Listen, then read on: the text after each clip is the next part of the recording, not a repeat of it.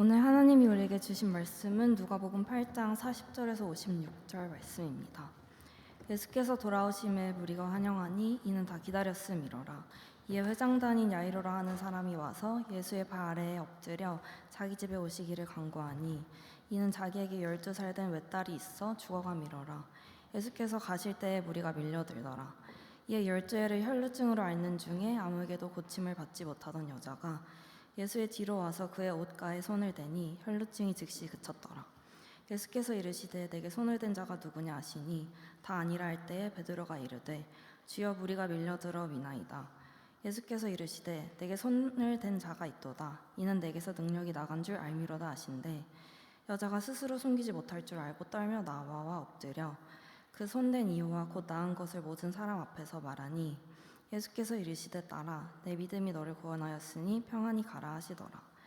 아직 말씀하실 때에 회장당의 집에서 사람이 와서 말하되 당신의 딸이 죽었나이다. 성직님을 더 괴롭게 하지 마소서 하거늘 예수께서 들으시고 이르시되 두려워하지 말고 믿기만 하라. 그리하면 딸이 구원을 얻으리라 하시고 그 집에 이르러 베드로와 요한과 야고보와 아이의 부모 외에는 함께 들어가기를 허락하지 아니하시니라. 모든 사람이 아이를 위하여 울며 통곡하매 예수께서 이르시되 울지 말라. 죽은 것이 아니라 잔다 하시니 그들이 그 죽은 것을 아는 고로 비웃더라. 예수께서 아이의 손을 잡고 불러 이르시되 아이야 일어나라 하시니 그 영이 돌아와 아이가 곧 일어나거늘 예수께서 먹을 것을 주라 명하시니 그 부모가 놀라는지라. 예수께서 경고하사 이 일을 아무에게도 말하지 말라 하시니라. 아멘.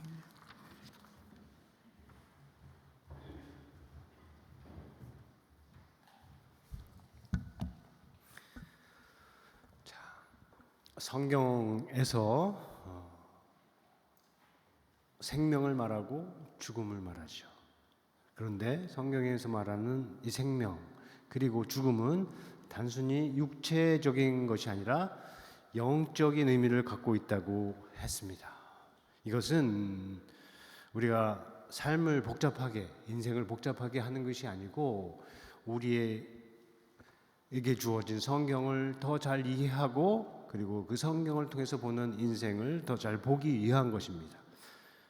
두 구절을 보자면 요한복음 5장 24절에 있는 말씀입니다.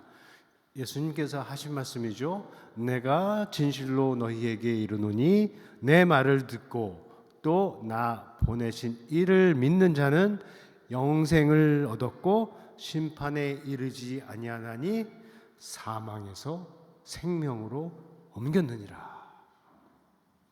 그리고 요한복음 전체를 기록한 저자 요한이 마지막에 주는 말씀 20장 31절에 보면 또 이렇게 기록이 되어 있죠. 오직 이것을 기록함은 너희로 예수께서 하나님의 아들 그리스도이심을 믿게 하려 하며 또 너희로 믿고 그 이름을 힘입어 생명을 얻게 하려 함이니라. 자, 이 말씀들이 가리키는 생명과 죽음은 단순히 산 사람에게나 죽은 사람에게만 적용되는 것이 아니고 모두 다 둘 다 살아있는 사람에게 적용되는 생명과 죽음이죠.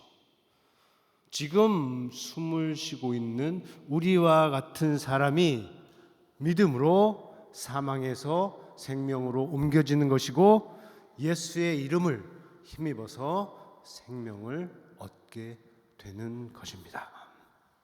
자, 그 의미로 보면 오늘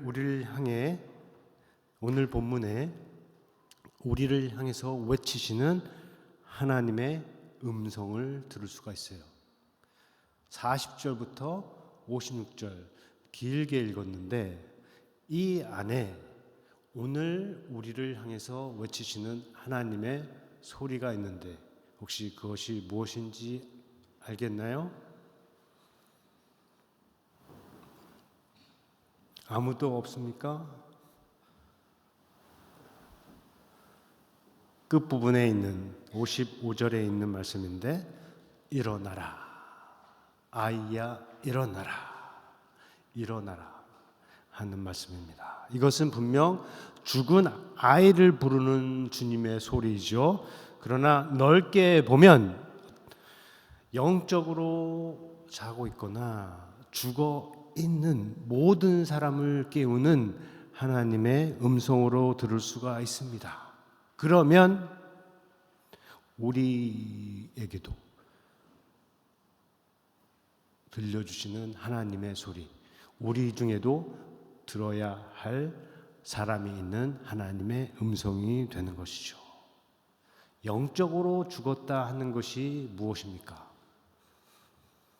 생명의 근원이신 하나님과 단절된 것인데, 하나님의 말씀을 듣고 기도하면서 하나님과 동행하는 그러한 삶의 정반대의 상태, 하나님이 아니라 하나님의 말씀에 반하는 소리를 듣고 따르는 상태, 그래서 죄와 사망의 지배를 받는 상태에 있는 것을 성경은 영적으로 죽었다 라고 말을 합니다. 자, 우리는 어떤 것 같습니까? 우리도 생명의 근원이신 하나님과 단절되어 있다면, 그분과 떨어져 있다면 몸은 살아있지만 영적으로는 죽은 것이에요. 이것을 요즘에 가장 큰 문제 중에 하나로 생각해 볼 수가 있는데, 요즘 많은 부모님들의 고민이 있습니다. 자녀들이 전화기, 스마트폰을 사용해야 하는 것은 알고 인정을 하겠는데 너무나 많은 시간을 잘못 보내고 있다 하는 것이에요. 아이들이 공부보다 놀이를 좋아하는 것은 당연하죠. 우리 어른들도 다 그랬어요.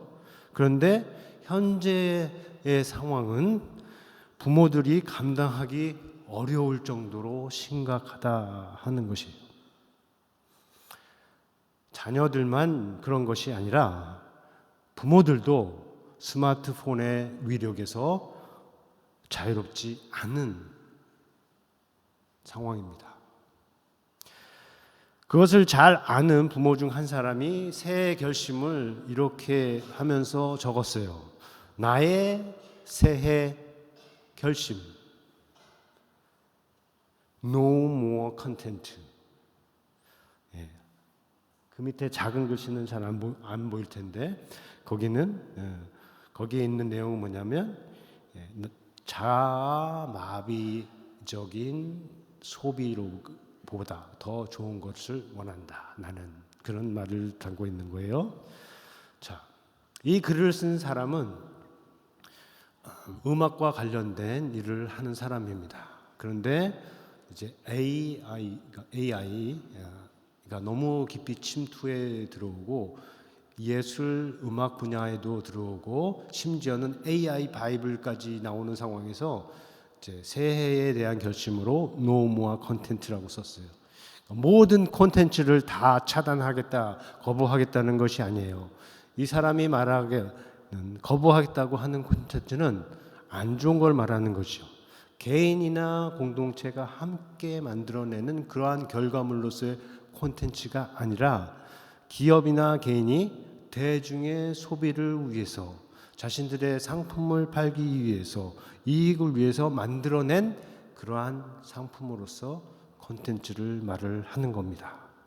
무엇이든지 사람들의 주의를 끌어내고 그리고 사람들의 주의를 붙들 수 있는 것이면 오케이.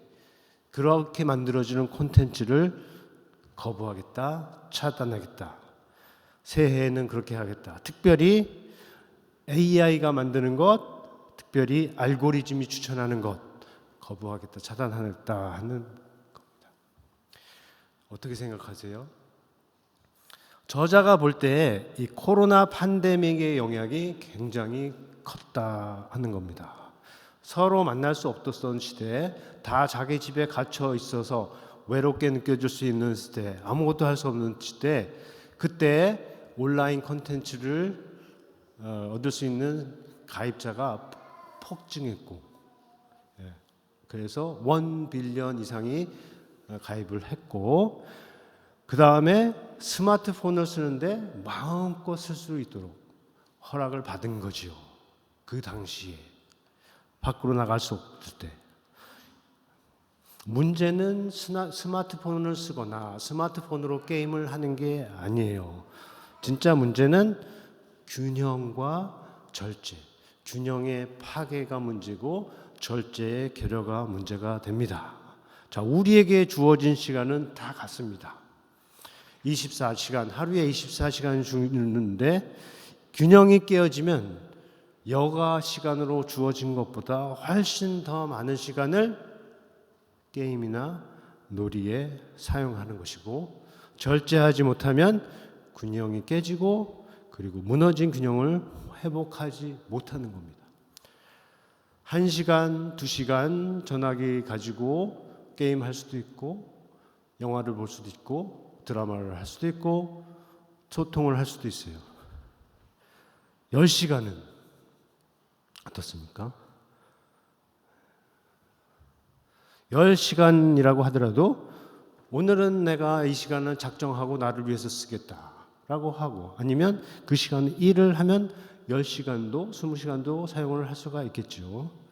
그런데 매일 5시간, 매일 새벽까지 우리에게 주어진 시간을 다 그렇게 보낸다 하면 이 균형과 절제에 문제가 생긴 것이죠. 그렇지 않습니까? 요즘 우리 애가 게임을 너무 많이 해요. 우리 애가 폰을 너무 많이 사용해요. 우리 애를 제발 살려주세요 라고 외치면서 도움을 요청하는 부모님들이 있어요. 한국에도 많고 우리 교회도 있다 하는 것입니다. 자녀들이 마땅히 해야 할 것은 하지 않고 게임만 하니까 부모들 속이 터지는 거죠. 아이들 탓맛은 아닙니다. 그렇게 만들어 가지는 세상의 책임도 커요. 그런데 부모의 편에서 보는 자녀들이 할 수 있다고 생각을 하는 거죠. 자, 오늘의 말씀으로 보면 아이가 숨은 쉬고 있지만 죽은 것과 같은 것이다. 무슨 나쁜 죄를 지어서 죽은 게 아니에요. 자기가 마땅히 있어야 할 자리에 있지 않기 때문에 그렇다 하는 것이에요. 우리 창세기로 다시 돌아와 볼까요? 아담과 하와가 뱀의 말을 듣고 하나님의 말씀을 거역했을 때 하나님의 피하여 숨었어요. 하나님이 오시는 소리를 듣고 피하여 숨었어요. 그때 하나님께서 아담을 부르시며 내가 어디에 있느냐? 아담아, 내가 어디에 있느냐? 라고 물으셨어요. 어디 있는지 모르셔서 묻는 것이 아니죠. 내가 왜 거기에 있느냐 하는 겁니다. 아담아, 내가 왜 지금 거기에 있느냐? 나로부터 숨는 자리 왜 거기에 있느냐 하는 거예요. 거기는 너가 있어야 할 자리가 아니다. 아담이 있어야 할 자리가 아니라 하는 것이죠. 그가 있어야 할 자리는 하나님을 피하여 숨는 것이 아니라 하나님께서 만들어 주신 그 동산에서 잘 사는 것입니다. 물고기가 물 속에 있어야 하는 것과 같아요. 물 밖에 떨어진 물고기는 이미 죽은 것과 같습니다. 그와 같이 하나님을 떠난 사람이 그렇다. 숨은 쉬고 있을 수 있지만 죽어가고 있다 하는 거예요. 자, 물 밖에 떨어진 물고기를 다시 물 속으로 넣는 것은 물고기 스스로가 할 수 있는 일이 아닙니다. 마찬가지로 하나님을 떠난 사람이 다시 하나님 품으로 돌아가는 것도 사람이 스스로 할 수 있는 일이 아니죠. 죄로 죽은 자를 살리시는 일은 오직 생명의 주이신 하나님만 하실 수 있는 일입니다. 우리에게는 하늘에게서 내려오신 예수 그리스도가 계십니다. 그가 죽은 아이의 손을 잡고 일으키셨듯이 영적으로 죽어가는 우리의 손도 잡고 다시 일으키셔서 하나님 안에, 하나님의 세상 안에 세워 주실 수 있는 것입니다.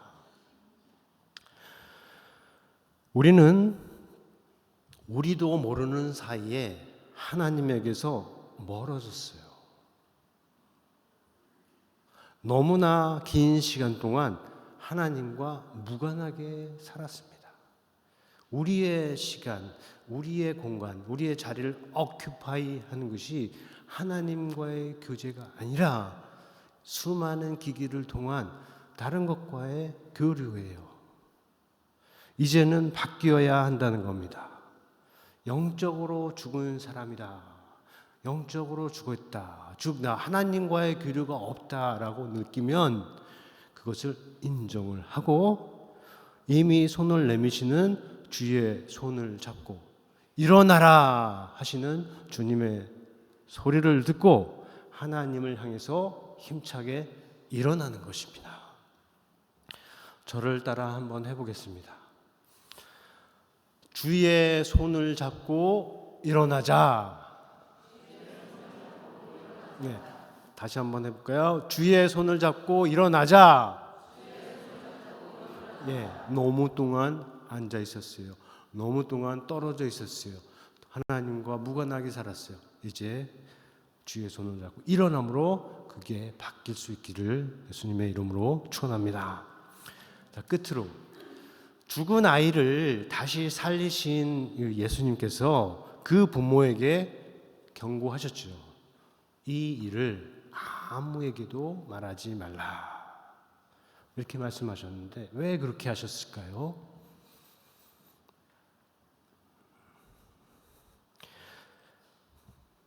거기에는 죽은 아이가 살아나는 기적만 아니라 그 일을 행하신 분이 누구인지 가리키는 표적의 의미가 있습니다. 자, 무슨 말이냐 하면 예수님께서 이 땅에 오신 것은 모든 병자들을 다 고쳐주고 모든 죽은 자들을 다 살려주시는 것이었다면 온 세상을 다 돌아다니셨어야 할 것이고 지금도 살아계셔서 그 일을 계속 하시고 있어야 했을 것입니다. 그렇지만 예수님께서 행하신 일이 그가 누구인지 알려주고 그의 말씀을 믿도록 도와주는 표적이라면 몇 가지의 기적만으로, 성경에 기록된 기적만으로 충분하다 하는 것입니다. 성경이 말하는 믿음이 중요한데 성경이 말하는 믿음은 보고 믿는 것만이 아니죠. 그 외에도 보지 않고 믿는 것, 아직 경험하지 않고도 확신 가운데 나아가는 것, 그것도 믿음입니다. 오늘 본문에 12년 동안 혈루증을 앓고 있던 그 여인이 예수님께로 나아가면서 보여준 믿음, 또 죽어가는 자기 딸을 고쳐달라고 예수님께로 나온 야이로가 보여준 믿음이 그렇습니다. 둘 다 이미 본 것을 믿는 것이 아니고 앞으로 볼 것을 믿고 나아간 것이죠. 그것이 하나님께서 예수님을 통해서 칭찬하신 믿음이다 하는 것입니다. 자, 우리에게도 이런저런 문제가 있습니다. 그런데 어떤 문제이든지 살아계신 하나님과 더 멀어지게 되는 이유가 아니라 하나님께로 더 가까이 나아가는 계기가 되어야 할 것입니다. 해가 바뀌었죠. 그렇지만 새해도 여전히 우리들 옆에는 문제들이 있습니다. 해결되지 않은 문제들이 있어요. 그것들로 인해서 우리의 믿음이 약해지는 것이 아니라 믿음이 커지고 자라게 되는 디딤돌이 되어야 할 것입니다. 이 바람대로 여러분의 삶이 새해 하나님께서 하나님과 함께함으로 주어지는 기쁨과 감사와 평안으로 가득하기를 예수님의 이름으로 축원합니다. 들은 말씀 생각하면서 거듭의 기도 시간 갖겠습니다. 주의 손을 잡고 일어나자. 죽은 소녀를 살리신 분입니다. 그의 손이 우리를 향해서도 뻗쳐져 있습니다. 우리도 하나님과의 관계에서 점점점 멀어지고 생명의 근원이신 하나님에게서 점점 더 멀어지고 있었는데 말씀을 통해서 그것을 알게 하시고 깨닫게 해주시니 감사합니다. 오늘 말씀에 반영해서 우리가 힘차게 주의 손을 잡고 하나님을 향하여 일어날 수 있기를 바랍니다.